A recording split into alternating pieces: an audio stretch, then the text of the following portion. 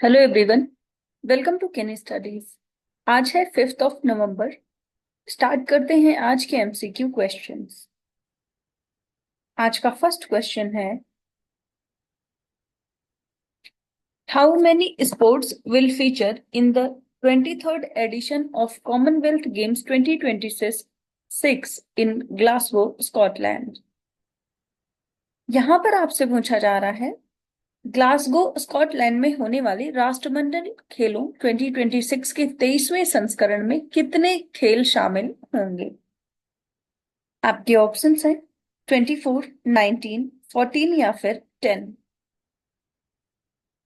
आपने देखा होगा कि हाल ही में जो ग्लासगो में होने वाले कॉमनवेल्थ गेम्स का कमीशन है, उसने बहुत सारे गेम्स को एक्सक्लूड कर दिया है। सो यहाँ पर आपको बताना है कि इस संस्करण में कितने खेल शामिल किए गए हैं। और इस क्वेश्चन में आपका करेक्ट ऑप्शन हो जाएगा ऑप्शन डी। सो यहाँ पर टोटल 10 गेम्स जो है वो खेले जाएंगे। आप देख सकते हैं, in October 2024, the Commonwealth Games Federation announced that wrestling, badminton, hockey, cricket, and shooting, among other major sports, have been dropped from the Commonwealth Games 2026. So, the 23rd edition of Commonwealth Games is scheduled to take place in Glasgow, Scotland from 23rd of July to 2nd of August 2026. The excluded sports for Commonwealth Games 2026 are hockey, cricket, badminton, wrestling, table tennis, diving, rugby 7, beach volleyball, mountain biking, squash and rhythmic gymnastics. So ये games ऐसे हैं जिनको exclude किया गया है। So with this, the total number of sports event has reduced to 10 compared to 19 sports event at the 2022 Birmingham Commonwealth Games. इसके साथ ही Commonwealth games की बात करें तो ये एक क्वाड्रेनियल इंटरनेशनल मल्टी स्पोर्ट इवेंट है involving athletes from the Commonwealth of Nations. पहली बार कॉमनवेल्थ गेम्स का आयोजन किया गया था 1930 में हैमिल्टन और ओंटारियो कनाडा में। आप ध्यान रखेंगे 2026 में आयोजित होने वाला जो कॉमनवेल्थ गेम्स है वो 23rd एडिशन है। बढ़ते हैं नेक्स्ट क्वेश्चन की ओर।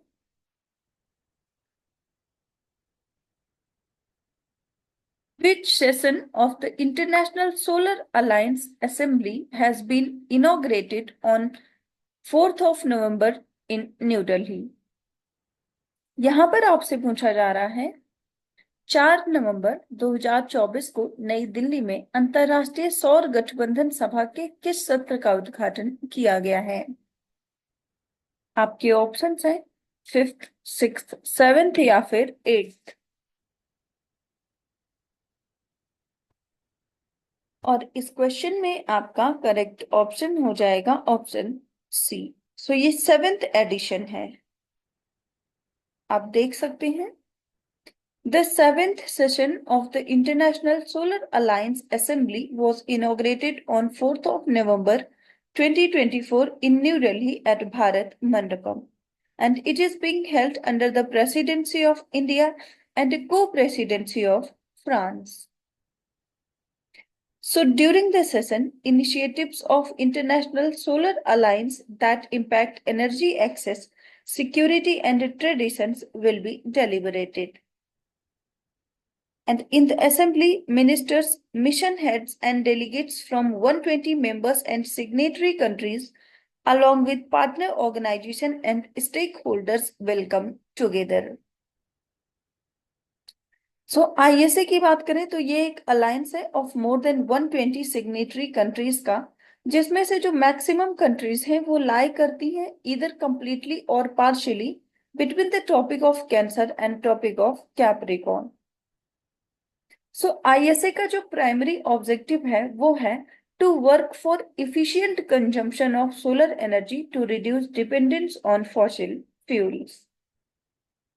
और इस इनिशिएटिव को पहली बार प्रपोज किया था Indian prime minister Narendra Modi ने 2015 में। आईएसए को फॉर्म किया गया था 2015 में और इसका जो हेडक्वार्टर है वो है गुरुग्राम, हरियाणा में। वर्तमान समय में आईएसए के डायरेक्टर जनरल हैं अजय माथुर। बढ़ते हैं नेक्स्ट क्वेश्चन की ओर। Is the theme of vigilance awareness week 2024। यहां पर आपसे पूछा जा रहा है विजिलेंस अवेयरनेस वीक, जिसे हम सतर्कता जागरूकता सप्ताह के नाम से जानते हैं, इसका विषय क्या रहा है। आपके ऑप्शंस हैं self reliance with integrity, second culture of integrity for Nations prosperity, third say no to corruption, commit to nation, and fourth corruption free India for a developed nation.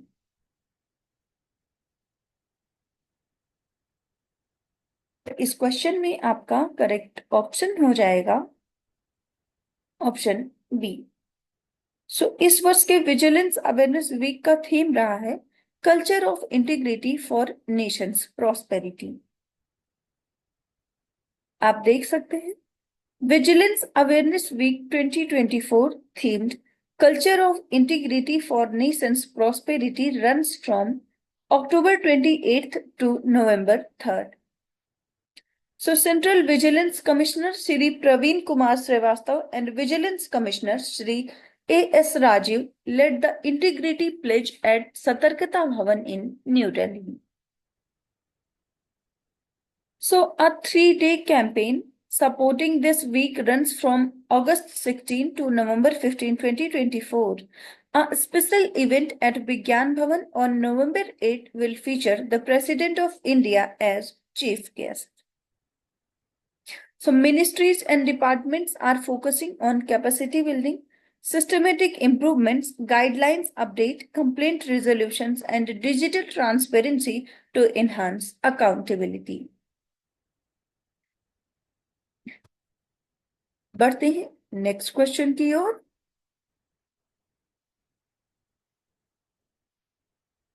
Which zoological park has become India's first zoo to earn certification from the Indian Green Building Council?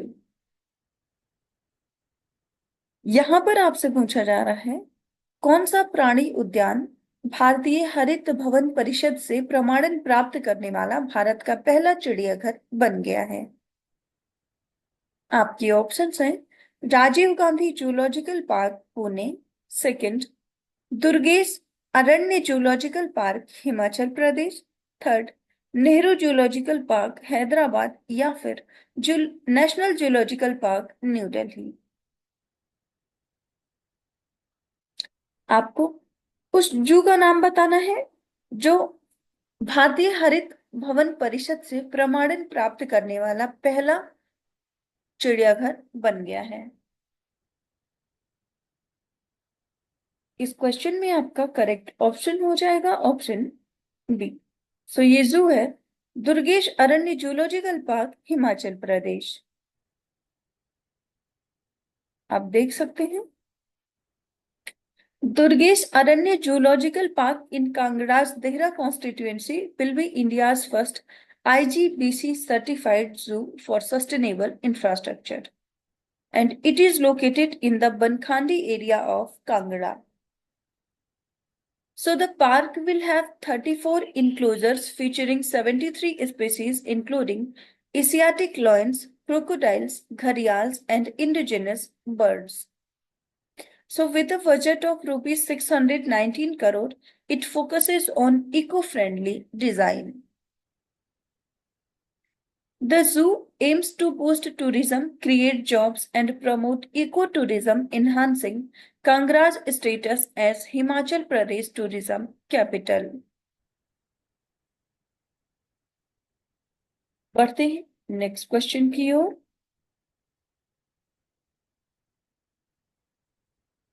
Which Indian agency has been included in the steering committee of the Asset Recovery intra agency network Asia Pacific. यहां पर आपसे पूछा जा रहा है asset recovery inter agency network Asia Pacific की संचालन समिति में किस भारतीय एजेंसी को शामिल किया गया है? आपके ऑप्शंस हैं financial intelligence unit, central bureau of investigation, directorate of enforcement या फिर नेशनल इन्वेस्टिगेशन एजेंसी। आपको बताना है asset recovery inter agency network Asia Pacific में भारत की कौन सी एजेंसी को शामिल किया गया है?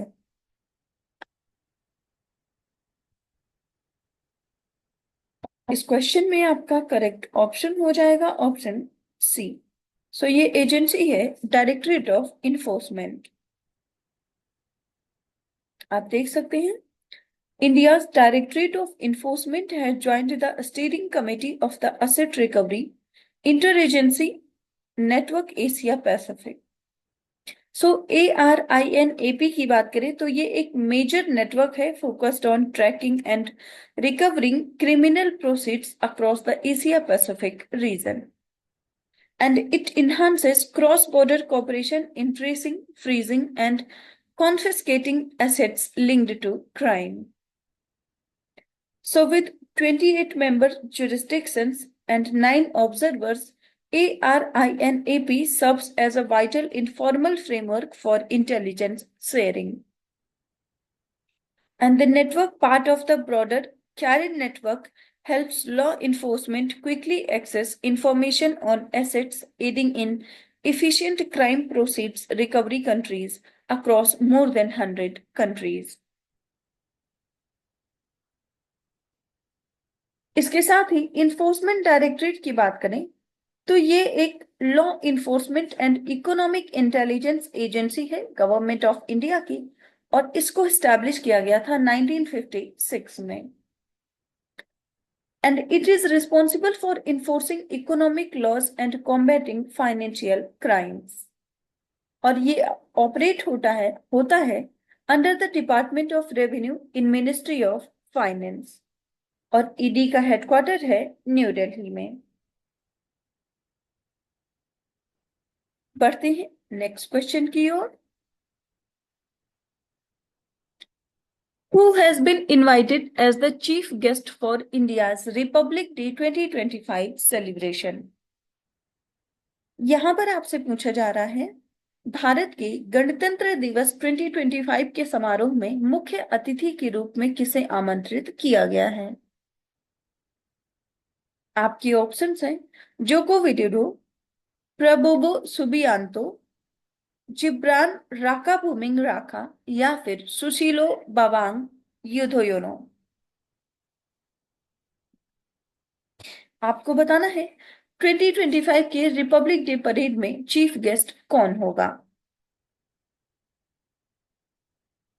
और इस क्वेश्चन में आपका करेक्ट ऑप्शन हो जाएगा ऑप्शन बी। सो ये होंगे प्रबोवो सुबियांतो। आप देख सकते हैं Indonesian President Prabowo Subianto may be the chief guest for India's 2025 Republic Day celebration, signaling stronger India-Indonesia defense ties.